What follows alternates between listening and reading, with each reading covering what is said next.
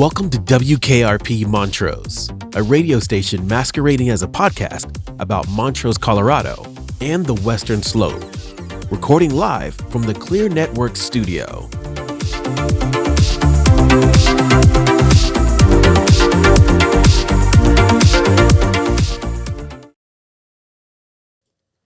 All right, everybody, welcome to another episode of WKRP Montrose. I'm going to come up with a different intro eventually, and also, you know, we'll fix the abruptness of jumping out of the musical intro as well. Hey, a little shout out and maybe a challenge too. There is a challenge still on the table. Apparently, if you're Theo Vaughn, you should be looking at like coming and joining WKRP Montrose. Our people will get in touch with your people. We'll figure it out. But also there is a there's an episode out that you guys have probably seen with TMD, where Laura had promised a jingle for our phone number for 970-316-3162, which is an opportunity for you guys to call or text into to that number. And she has not delivered. And I'm just waiting to give that 5-star review to TMD. So far, they're on 1 star. Well, for not delivering. Possibly. Now, we haven't committed to making that review. Yeah. But in our minds. No, I've committed to making it. No, I know. But regardless of the level of jingle, I'm committed to. We'll review, yeah. But zero jingle does review. not equate to 5 stars. We'll just say that. Right, first of all, so I do need to pour myself a beer. Yeah, and I like doing it on the mic because it sounds like this. Yeah. It does sound good. That's quite satisfying. Yeah. So while we're on that, just thanks to Pomona Brewing for providing us with libations. Yes, thank you very much, Pomona Brewing. Yeah. Also, all right, go on. I mean, we have the lovely neon sign directly above our guest's head and right below his feet as well. So thank you to Clear Networks. Yeah, Clear Networks, where you can watch all the cat videos that your heart desires. Well, you know what's funny? You should say that. You can watch cat videos, and I routinely spend some of my days streaming cat videos. I was watching something else recently, though. Yeah. Aided by Clear Networks. You might be familiar with this. I was watching highlights of Super Bowl 30. You look how entertained that our guest is right now. That's fine. That we're going to introduce not about him. Okay. In a minute. Can you get to the point? Super Bowl 30. I was watching Super Bowl 30 highlights, and it was fantastic quality. You know? Yes. No buffering and all that stuff. You know Super Bowl 30, right? Yeah. You remember Super Bowl licks. You remember which one that was? Oh, no, you're talking about a previous Super Bowl. Yeah. Okay. Do you want me? Can I remind you? No. It was the Dallas Cowboys. What part about no? It's when they beat the Steelers. I know. 27-17. It was great. What part of no was not like clear there? I don't listen to you. You know Okay, that. apparently. Anyway, Steelers suck. Yeah. Well, they don't. So anyway, hey, listen, Avery, thanks for joining us. Thanks for having me. I want to give you a chance to talk about your business first, but I also want to say thank you for being a friend of the show. You're a listener and a watcher, apparently. Yep. And I just, for all disclosure, I am good friends with your dad, and I'm very grateful for that friendship. It's been fun over the years. Your dad is quite the character, and for people that aren't in the know, was technically the first guest on WKRP. Like the pilot episode. He was the pilot episode, which we have not released. No. Well, the reason is we didn't have a format at that point, right? We kind of recorded it without really knowing where it was going. Yeah. So we may release it, but we'll probably just get him back I want to get him back on. Yeah. So your dad's a character. Yeah. Sure. And I can see by the quirk in your smile that the apple may not have fallen far from the tree. Not too far, no. Not too far from the tree. All right. So I'm going to give you a chance real quick to introduce yourself and to introduce your business.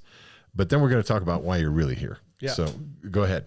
Yeah. So my name is Avery Bustin. I'm 22 years old, and I'm the owner of Premium Auto Solutions here in Montrose. And Premium Auto Solutions is a business that you started how long ago? About 1 year and 9 months. 1 year and 9 months. Yep. And you were talking about you've already established the reputation as like, where do you fall within Premium Auto Solutions in Colorado?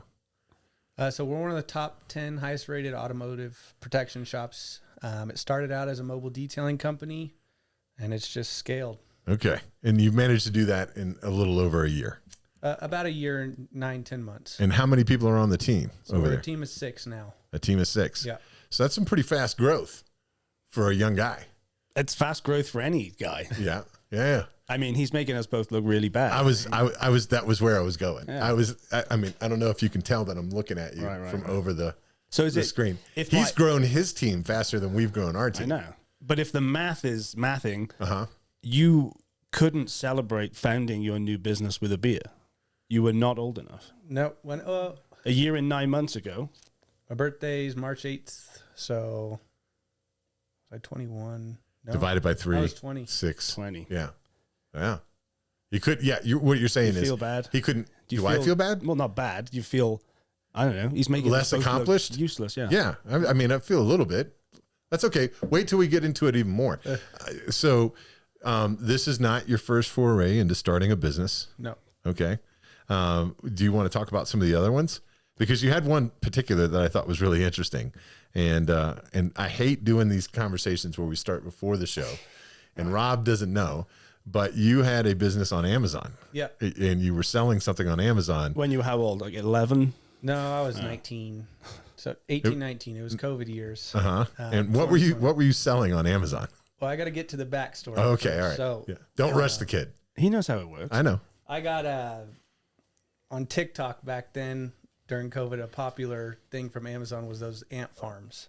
The ones where you have the, little clear case and they've got the gel and you can order the ants and Right. kind of see them dig their burrows and whatnot. So I ordered some of those with a gift card just because I thought it was a little fun thing. Uh-huh. And I just with the entrepreneurial person I am, I got in contact with the seller because we bought a can of or a little tube of ants on Amazon, and they were live. And I just asked him, is it making you good money? And he's like, yeah, I'll teach you. Oh, really? Yeah. You reached out to the guy that you bought it from, and he actually said, "Hey, I'll Yeah. teach you how to do this." Yeah. Okay. So he's a super interesting guy. He helped me for a little bit off the get go, but he was dealing with some health issues. And, I always thought, I tried selling the ants. It didn't do as good as I was hoping. What about live ladybugs? It was just something that I saw on eBay that people were selling. And he said, oh, no, it's not a good idea, but I just decided to try it anyways. And so there's a bit of luck involved in this, but during that time, California was having a bunch of wildfires. Mm-hmm. And on Amazon, you can kind of hop on under somebody else's listing. And the guy that was originally selling them didn't have them in stock, and nobody else did because of the fires. It took out the supply. Mm-hmm. So I found a supplier online, and they had them, and they were the only ones that had them. And so I set up my listing, whatever. I just wanted to test it to see if it would work. And by the time that my order, they would come in a mesh bag of 1,500 count. By the time my order had arrived, I had already sold out. And so I was like, oh, this is something. It's going to be fun. So you're a ladybug dealer. Yeah, at the time I was. And so how long did that last? How long? And then I guess the follow-up question is, how did you then go from ladybug dealer to not being one of these, young people that are on TikTok saying, I've got a business that makes you X amount of dollars and I can help you set up. I can teach you to be and a I can ladybug teach dealer. you how to be a ladybug dealer for only $999. So it lasted about 8 months. Eventually my supplier ran out. Okay. And then other people started getting theirs. And so that kind of took me out because, I had all the supply and there was super high demand, so I could hike up the prices and whatnot. As soon as somebody else got on it, they dropped the price to where I couldn't even compete. So I wish I could have left or kept the ball rolling, but it just...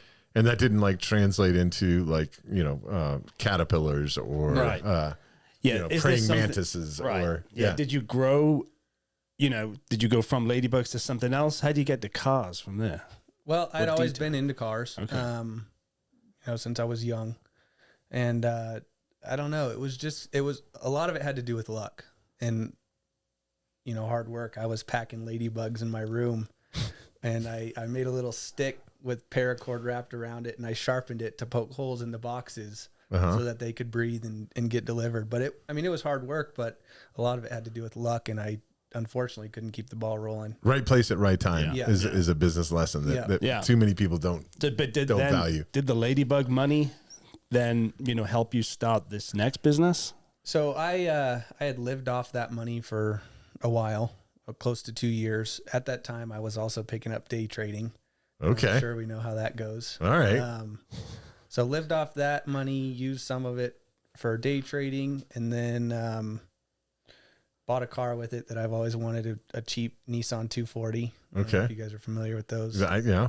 Not the 300ZX, but a 240, huh? Yeah. So it was in 1989. I found it in this lady's backyard. 79,000 original miles, and it was bone stock. Don't talk to the Welshman about cars. Like they don't know anything. They don't like to drive anyway. So fair enough. One of the founders. That's why his eyes are going to glaze over. One when of we the talk founders of Rolls Royce is Welsh. Thank you. Yeah, We know enough about cars.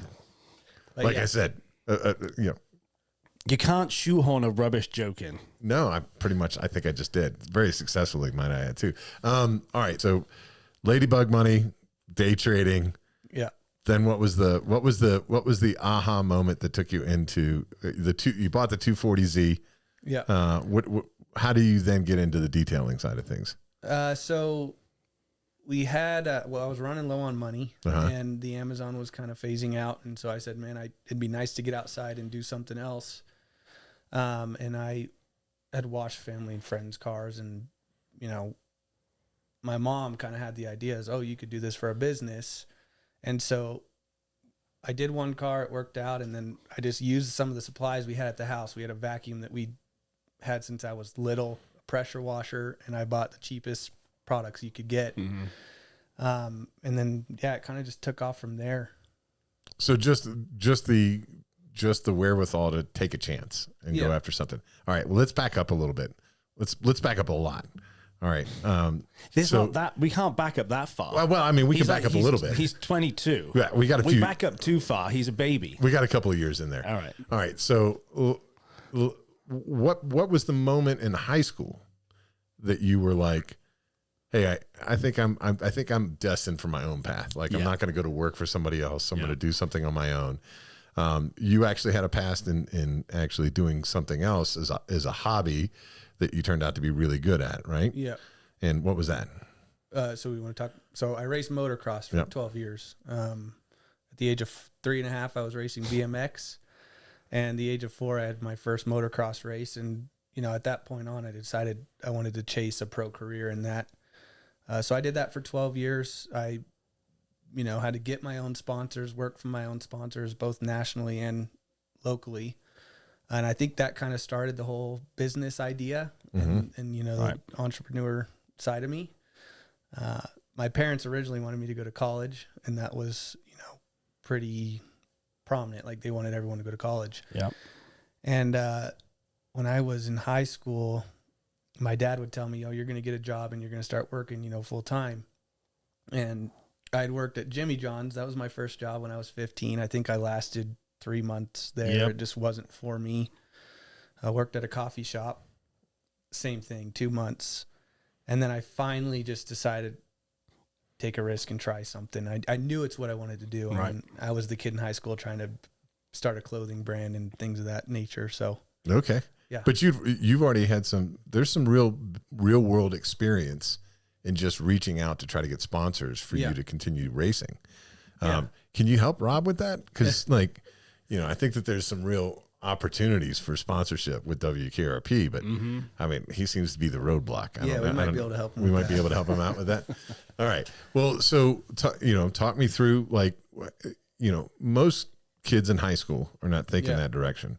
Was there anything that kind of happened that kind of focused you in that direction, or what was high school like for you?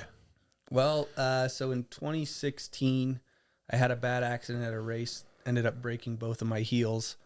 And so I started high school in a wheelchair.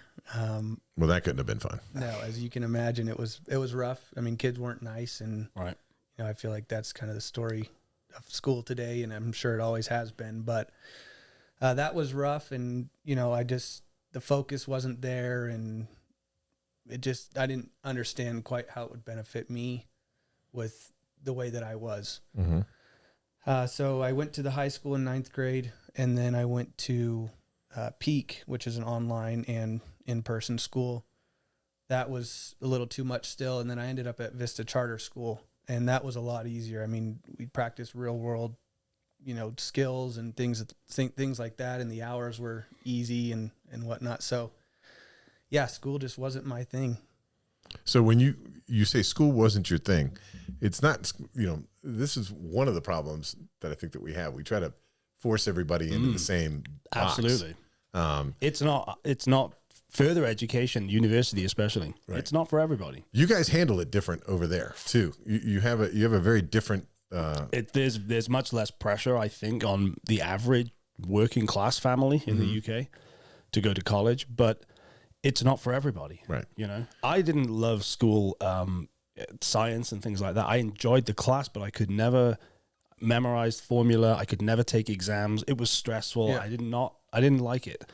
And you're somebody that has shared Avery's opinion of, like, I think you've brought it up on past shows, is that working for somebody else and working in a fixed position is not your cup of tea either. If I can use that, you can use that phrase. No, I've had some jobs with very rigid corporate structures. Yeah, and it's not for me. And anybody who knows me, I think, will agree that I cannot just sit idly by, be told what to do by somebody who knows less than I do. It's not for me. It's not for you either. Right. That's why we do this, because we have a mishmash of things that we work on, because I want the freedom to drink beer in the afternoon if I want to do that. If you so choose. Right, exactly. If the fancy strikes you. Yeah, there's nothing appealing to me about that corporate structure. I honestly, part of me wishes I kind of realized that a little bit earlier in life, because then you realize that if I'm not going to do that, I got to do my own thing. Yeah. So was there an eye opener when you started selling the ladybugs that, like, oh, I can make my own money. I don't have to go to work for somebody else? Or was there a moment before that, after the coffee shop, after the Jimmy John's experience, you were, where was the moment where you were like, hey, look, maybe I'm not meant to cash a check. Maybe I'm meant to write the check. This is the path for sure. When were you sure that, I'm going to be self-employed one way or another without doubt? I mean, I was 14. I almost feel like you're either wired to be an entrepreneur or you're not. I think I can agree with that. Yeah. It's in you because it's brave too. Yeah. I know it sounds like we're kind of patting ourselves on the back. No. I'm going to pat him on the back. But you got to be brave to just not have that safety net of a regular check. Okay, so there we go. There it is. What do you think is, and I think this is, so people your age, in their 20s, and they're trying to make these career decisions, and they're trying to figure out their path. I think that there's more people that actually do have the entrepreneurial bug than are willing to do it. What do you think keeps them? What do you think somebody in your age group keeps them from doing it? What do you think the falsehoods that they have in their mind are that keep them from being able to go do something entrepreneurial on their own? I think security is one. I think everybody wants to feel some type of security. You can go work a job and you're good, you're taken care of. So I think that scares a lot of people away. I think a lot of people also get the false idea that when you start a business, you're working your own hours and you're making your own money, and you can choose when and when not to work, which that's the case in some businesses, but right. You never turn off though either, right? No, I'm sure you guys both know. 11 o'clock at night, you think, oh, I got to do this, I got to do that. Yeah. You can't just go home and let it all, at 5 o'clock, you don't just switch your brain off, right? Yeah. And I think too, just based what I've heard with other people my age, is that they think you need a lot of money or a lot of equipment to start. My theory is if you have an idea and you're passionate about it and you're good at something. Right. You'll make it just work. Figure it out. Yeah. Bare minimum, and work your way up from there, because then you have low overhead, and now we're at, with how things are currently, the journey's fun. Like if I bought a $50,000 truck and all the nicest stuff originally, you start off in debt, you don't know what you're doing, and then half the journey's taken away. But it's a different type of journey. I want to ask about, because one of the barriers, I think, to younger people, especially becoming entrepreneurs, are their parents. Often it's the case that you live under my roof, that kind of, like, you're going to college. you're going to do this and you're going to do that. A lot of parents have that. Or there's just pressure in other ways. It sounds, I mean, tell us a little bit about it, but because it does sound like you made this decision and your family were like, well, it sounds like okay. Mom was in support. Was Dad in support as well? Did Dad take a little bit more convincing? Well, my dad's an entrepreneur, right? And he started companies in college. So it's his fault. It's his fault you're this way. So it's a total different thing. Right. He runs nonprofits and humanitarian organizations, and now he's kind of dabbling into other things. My mom went to college to be a nurse. She's a nurse. My dad went to college. My sister's in college to be a nurse, and then my other sister went to college, but she ended up not following through with it. So you're the black sheep of the family. A little bit. But really, tell us about, what was it like when you made that decision, and what pressure did your parents put on you, or not, as the case may be? During the high school years when things were a little bit difficult, I fell into a bit of a slump and I wasn't doing much, a lot of video games for a while and just no routine. And I think that kind of pushed him to say, no, you're either getting a job or you're going to college. Okay. I think the turning point was kind of when my dad saw that Amazon started to pick up. And then, for a while things simmered down and slowed down. And he started to see that ladybug money. Yeah. He's like, my kid's going to be a ladybug. By the way, I want to say something real quick. Okay. I've never gotten a text from someone that was a more proud father in the moment that he was like, hey, two things. Number one, and this is kind of cool as a dad as well. Number one, the way that he presented it to me was, hey, I'd really like to see if Avery could come on the show. Yeah. He's got a really interesting story. I want him to tell you about how he's been able to grow this business in a very short period of time. Yeah. So it was from a very proud parent point of view, like, hey, my son's got a really cool story and I want him to share it with you. And then number two was he said, you had told him, hey, I'm thinking about going on a podcast. Yeah. And he said, what podcast? And you said WKRP. Yeah. And he got to go, well, I know a guy. I happen to know the guys at WKRP. He's also the OG. Yeah, he is the OG. So I just want to share that with you. Yeah. No, that is cool. Because I think that sometimes best intentions from parents, we want to tell you how proud we are of you, and it doesn't always get directly relayed. But I just know your parents are super proud of you. So and he's good about that too. Is he? Good. I just want to take this opportunity to tell Churchill, my cat, yeah, I'm very proud of you, buddy. Yeah. Okay. So before you were so rudely interrupted. Yeah. Sorry. Yeah. No, just telling us about this, how you got to the point where your parents were like, okay, if you're going to do it, then you got to do it, right? I think it took a little bit for my mom to truly understand. I feel like every boy at some point of time is doing some type of gig or, whatever the case may be. Once it took off and Diego, when he joined my team, he's my right-hand guy. We've been friends forever. I think that's when she started to realize, okay, it's more serious than I thought. My mom and I have always had a good relationship. We've always been super close. So I've just kind of done my thing. And there has never been too much pressure on her end. Right. But yeah, once she saw it was serious, then she... Well, I guess the other thing is, people, entrepreneurs or anyone who has that idea, you can talk the talk, right? Yeah. But you got to walk the walk as well. Yeah. So clearly you have shown that you can do it. Yeah. And you're continuing to do it. So you started with a few $100 and a Ford Ranger. Yeah. And you didn't roll up in a janky old Ford Ranger. No, I did. No, I'm saying you didn't roll up today in a janky old Ford Ranger. Right. So, I got that Ford Ranger.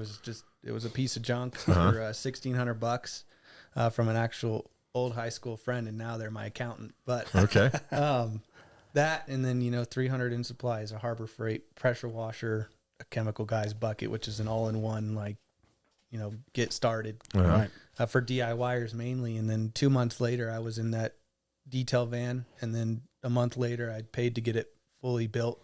So that van can literally do a detail anywhere. And we always thought it'd be cool to do a detail on Red Mountain, just because you can. I mean, it's got power, water. and it'd be a cool like video or All right. Up on Red Mountain Pass. You want to detail a vehicle up at the top up there. get something okay. cool. All right. Let's do it. We'll do. We're done. We'll do something with you for We'll sure. figure it out. We could detail a Subaru. We could detail a Subaru. Where would you get a Subaru from? I mean, we could rent one. From where? Can you rent Subarus here? You can rent Subarus in Montrose. What website would you go to? I think there's one called Rental Car Montrose. That's right. There is rentalcarmontrose.com. Yeah. If you want to rent a Subaru, this is an ad, by the way. If you want to rent a Subaru, go to rentalcarmontrose.com. But don't go to one of the big box guys. They don't know what they're doing. You never get the car you reserve. No, it's nonsense. Rental Car Montrose. It's a local company. Yeah, that's a nice job. Thanks. You should do like a voiceover for them or something. All right. Well, so back to the point. Right. Well, I want to follow up quickly though.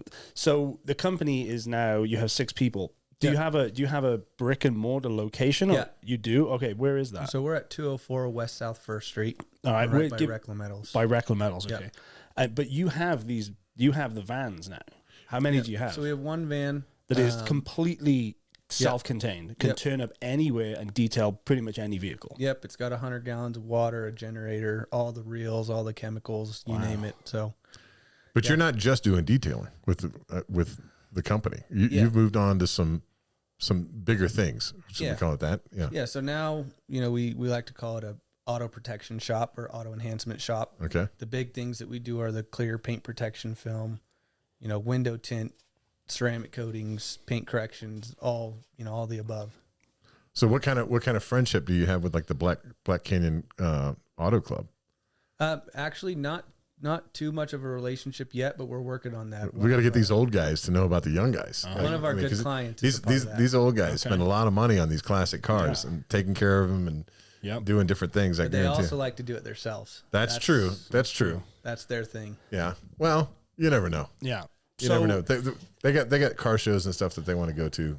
Well, and they're getting older. Yeah. They're getting older. But so, I mean, obviously the detailing, cleaning vehicles and stuff like that, not particularly technical, right? But the other stuff sounds like it is a little more technical. So did you have to learn some new skills, or did you bring people in who have those skills to be able to do, paint corrections and all that kind of stuff? Yeah. So I figured out all the paint corrections and detailing and ceramic coatings. I actually have a good buddy, Diego, and we've known each other. He's your right-hand man, right? Yeah. We know all about Diego. He's a friend of the show. Friend of the show, yeah. Right? Yeah. But no, I'd known him for years, and he was at another location, and we had been talking. I said, just one day, if you could do film with me, and he did window tint and paint. So he was doing that for another company somewhere else. Yeah, and we had talked about it for so long. You poached Diego. Yeah, I did. Yeah, that's all right. That's lesson to be learned. If they can be poached, yes. If they can, exactly. If you can, so don't let them be poachable. Exactly. Yeah. All right. So we talked for months, and then March of 24 came around, and we were like, "It's time. Let's just do it." And it went way better than we expected. So he does all that. Now we've got Emily. She starts on Tuesday, and she's going to be doing the film and window tint with Diego, but she's just starting out, so he'll be training her. But that stuff is fairly technical. I mean, you can't just get in and do it. Right. And a lot of people try to, but it doesn't usually work out too well. Well, I guess it becomes more costly too if you make mistakes. You got to kind of start again or whatever. So, well, those materials aren't cheap either. So you don't want to have to do them more than once, type of thing. So, what does your schedule look like? I mean, as a 22-year-old, when do you, well, yeah, I guess. Well, I'm more concerned with, when do you have time to enjoy life as a 22-year-old? As an entrepreneur with now, 4 or 5 people it answering to you, essentially. Yeah. How do you find that balance?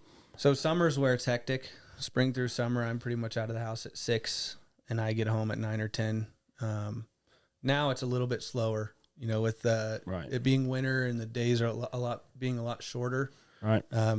It slows down a little bit, but I'm either at work or at the gym or sleeping. I mean, that's kind of what my life consists of lately. And I try to get out. But that's good. You're putting in the work now. Well, that's you're putting in true. the time. It is good. Yep. But I mean, work-life balance is very important, because you don't want to burn out by the time you're 25. Yeah, and I've always heard that. My family's told me that, and Oh, here comes the boomer comment. Hey, boomer. Go ahead. But I've kind of accepted that I'm okay with not having to work work-life balance for, say, 10 years. I mean, here's the other thing, though. Work-life balance is important because of the work component, right? Yeah. But there's that, it's a cliche and whatever, but if you enjoy what you do, you'll never work a day in your life, that kind of thing. Yeah.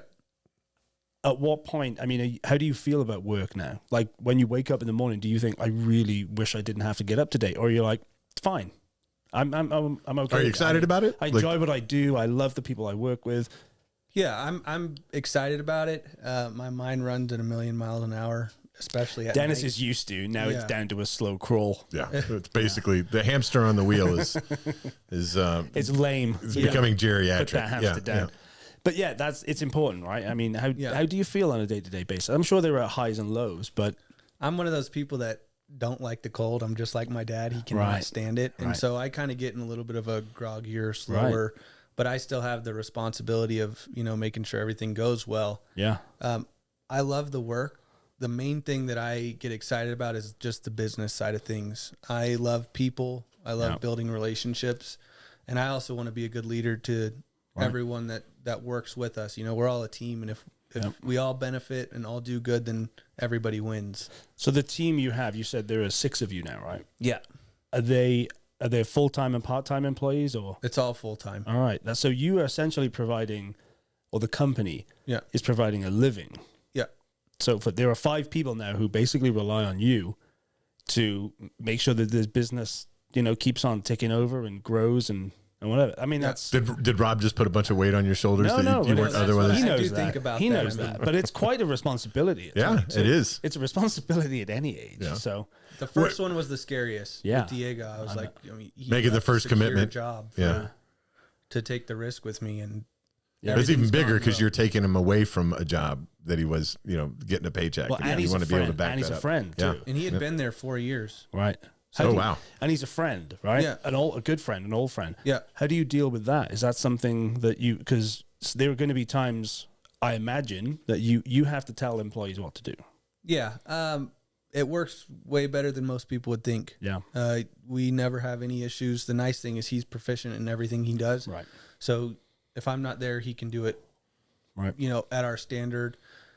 People love him. Everyone says, "Oh man, Diego, like he's such a great person," and he really is. And we never have issues. It's surprising. And actually, 3 of the people that work with the team are friends. Yeah. Okay. I wonder, do you know Tim Hines? Yeah, with Adrenaline Vans. Yeah. So Tim was one of our original guests. Okay. First 3-4 podcasts perhaps. Mm-hmm. And I mean, obviously he does something in the same sphere with vehicles and stuff. I'm just thinking it sounds like that could be a good... Yeah. Do you have any relationship with Tim? Yeah. Have you met him? Diego's known him for a while, and then we've been in contact. We do a lot of tint for them, and then Great. some film and whatnot. But yeah, we've got a good relationship with them. He's Good. super cool. Because I can see I was going to say, he looks untrustworthy, Tim, because he's got that ridiculous mullet. Yeah. Why are mullets a thing again these days don't know. with your age Yeah. group? Like I've heard things like the gentleman's mullet and the Gentleman's mullet. Yeah, I'm serious. I've heard, and hey, my daughter, you're out there. I know you're paying attention. She enjoys a gentleman's mullet. She has a thing for the mullet and the mustache, and I just don't know what it is. Can you fill me in? Yeah. Can you I don't the older keep too much- contention over here understand what's going on? He's too busy to I talk don't keep about up stuff with that like too much, but I do know that they are pretty popular, and there's Yeah. so many different styles. Yeah. Back in the 90s, there was probably 1 or 2, or Yeah. girls had mullets too back then. didn't Yeah, they? yeah, Can absolutely. I want to say something quickly, Yeah. though. You want to tell Tim to cut his mullet? Oh, no. For those of you who do know Tim, Yeah. the next time you see him, Yeah. ask him to show you photos of when he was in the Navy. Oh, because he didn't have the mullet when he was in the Navy. God. Ask him about his Top Gun glamour shots. Oh, I'm going to find them and post them online. It's ridiculous. that would be great. All All right, right, you should ask him for sure. I will. That reminds me. I want to make sure before we let you out of here that we get an opportunity for you to speak directly to your age group and maybe the people that are younger than you. So you're now in a situation where you've got a business and you're self-sufficient. Are you still living at home? Can I ask got that? a rental. You just got a rental. I'm moving next week. Okay. So a week and a half. So you're officially full blown independent. Yeah. At this point. I was thankful for, I live with my mom, and I was Okay. thankful that she gave me that opportunity Yeah. to really focus on the business and kind of get that to a stable point. Give you the leg up. Oh, so Mother's Day this year is going to be a big one. Yeah. Right. Mom's going to get something real nice. You got a plan? Day, You know it's coming up, right? No plans yet. No plans. Right. We'll get something going. All right. Maybe get on that. Yeah. Yeah. I do want to have just a few minutes though to talk about life outside of the business, because I know you are busy. You said there are long days, but you must find time to relax and unwind, and it doesn't matter if it's hiking, biking, video games, or whatever. But are you still motocrossing? Are you still like dirt bikes at all? I get into these times where it's like I obsess over something for 2 weeks and then I'm done. I just get bored. Once I stopped, the hard part was when I started again, knowing how good I used to be. Right. It wasn't the same thing, and I'd get so tired so quick. Oh, welcome to getting older, my friend. Yeah. That does not get better. Yeah. So what's the last obsession you had that you were 2 weeks into and decided? My bike. I mean, in spring. Well, so I bought a bike 3 years ago now, and it has 26 hours on it. But this spring, I got a graphics kit, an exhaust, a seat, all this stuff. And then I tried to do a race with my dad just to see how it'd go. And I didn't think I'd get so worn out. And when I did, I was like, oh, it's just not. Right. It's not as much fun when you got to put the work when you can't do what you used to do. Yeah. Right. Well, and then you don't have the time to put in the effort that will get you back to that level. Right. Yeah. The gym, I'm in the gym every day. I want to pick up golf this spring. Me too. Oh, right. So that'd be fun. I know one of the old teachers at the high school was the golf coach, and I told him I'll pay him in beer if he teaches me how to play golf. There you go. Yeah, he said yes, but I like the idea of golf too, because and the whole Dennis, obviously an older man, extremely older, will attest to this business. Actually, a lot of business is done on the golf course. A lot of business gets done on the golf course. In towns like Montrose, especially, right? You go to the bridges, you schmooze a little, you let some guys win, right? I don't know what you're talking about. You gotta let them win. Yeah, the guys who write the checks never let anybody win. The guys a who golf write game. the checks. The guys who write the checks. I'm always hitting the best shot I can hit each time. And I've seen you, so they win anyway. Yeah, Right. they just It'd win. be the same case with me. I'm not But very good. golf. I want to learn to play golf.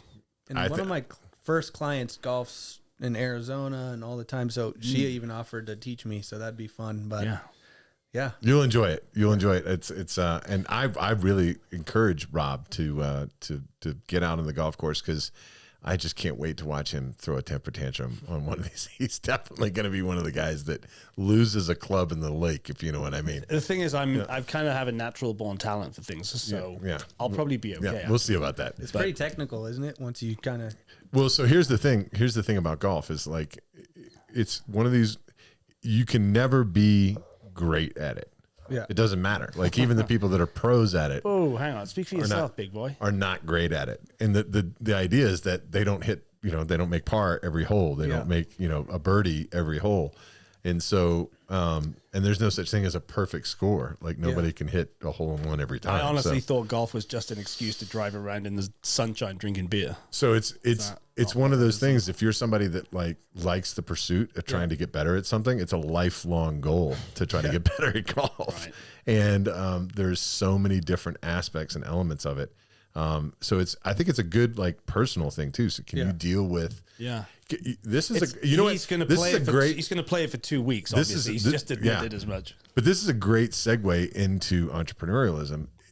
Golf is a great sport for entrepreneurs. Yeah. Because you have to be okay with failing over and over and over and over and snapping over clubs and cursing at people. Yeah. Well, that's going to be you, but the rest of us that are civilized, learn to deal with those failures and learn from the failures as you go through them. Oh yeah. And that's a huge part of this is very quickly turning into one of those really boring podcasts that entrepreneurs do. Yeah. Okay. So what do you want to say? You were kind enough to share that, hey, high school maybe wasn't the best for you, right? Or wasn't the best experience for you. You needed to kind of find your own way through things, but yet you've done it. And instead of running away from Montrose and looking for something to fulfill you somewhere else, you found an opportunity here and you've created something to Rob's point, that's now creating something for other people as Yeah. well. What do you want other people your age to know, like that are out there? Like we've already talked about, hey, it doesn't take what you think it takes. So just Yeah. get started. What about but what else do you want them to know? Those young people that are kind of a little concerned, like, I don't think I want to go to college, but I think if there's something you're passionate about and you have an idea, take action and just go with it and see what happens. I mean, I'm even at the age where, I'm young.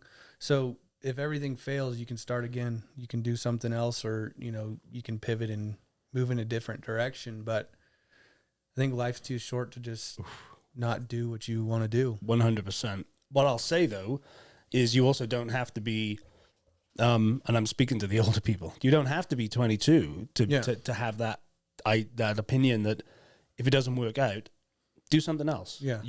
Not everybody is lucky enough to have the support network, the resources and whatever, but if you really want to do something, there are ways to largely make it happen. And it doesn't matter if you're 22 or like Dennis 62, right? Doesn't matter. However old you are. You got to be able to reinvent yourself. Yep.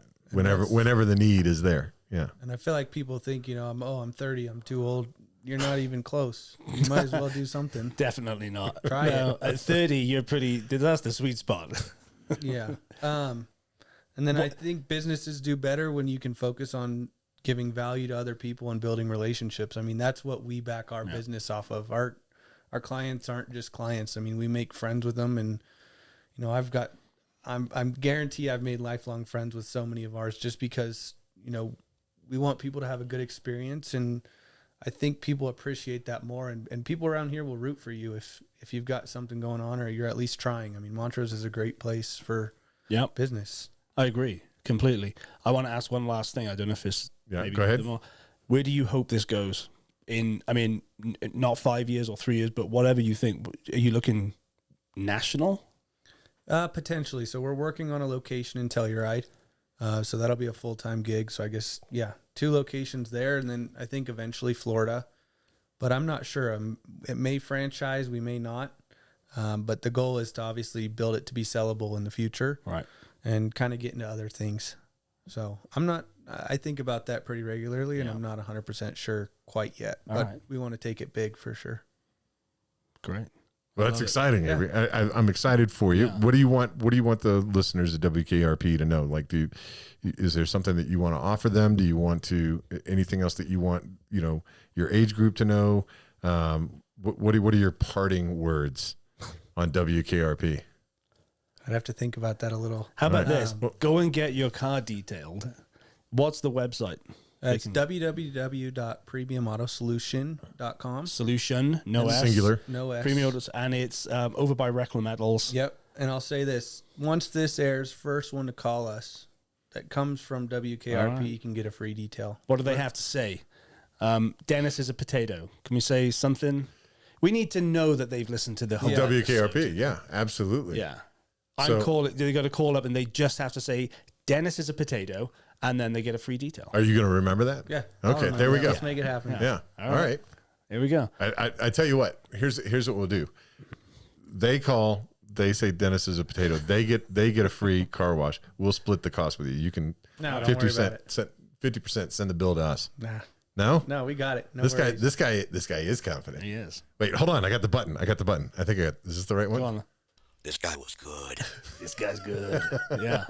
That was an appropriate play of the That was button. good. Well done. It's the thanks. first time you've actually first time I nailed got that, it right. So, yeah. Amazing. You're an inspiration to not just to people your own age. That's kind of a little, I'm going to say patronizing. I know people say patronizing, but to any entrepreneur, I think you're absolutely 100% right. If you have a passion for something, you want to do something, you try it. Yeah. I'm excited for you. I can see it in your, I can see it in your eyes. You're doing a good job. You've learned one of the hardest lessons in business, which is, make those relationships, make them count, provide value to people. When you provide value to people, they know it. And you'll forever be successful in that. So I'm excited for you. Thank you. If it's not too much, it's not too patronizing, I'm very proud of you, Avery. I appreciate that. Good job, my friend. And if there's anything else that we can do to help you as you continue along down your path, please don't be afraid to ask we're going to us. take you up on that. Let's detail. Oh yeah, we got to detail the car on top of Red Mountain Pass. We'll get a Subaru, or we'll get something. There's some social, somewhere crazy. some social ideas there. We'll do like a wild, literally detailing in the wild. Sweet. Absolutely. And then I know young kids don't always have an outlet or people to help and support them. So if any young people are watching this and you see it and you have an idea of getting something started, I'd love to see what I can do to help out as well. Wow. That's the best. Yeah, that's the best. So man. now you've already gone from business owner to incubator to teacher. This is great.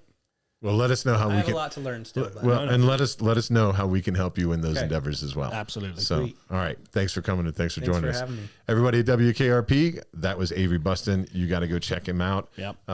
Like I said, give the URL one more time. www.premiumautosolution.com. Premiumautosolution.com. Mm-hmm. Go check it out. All right. You guys have a great night. We'll talk to you soon.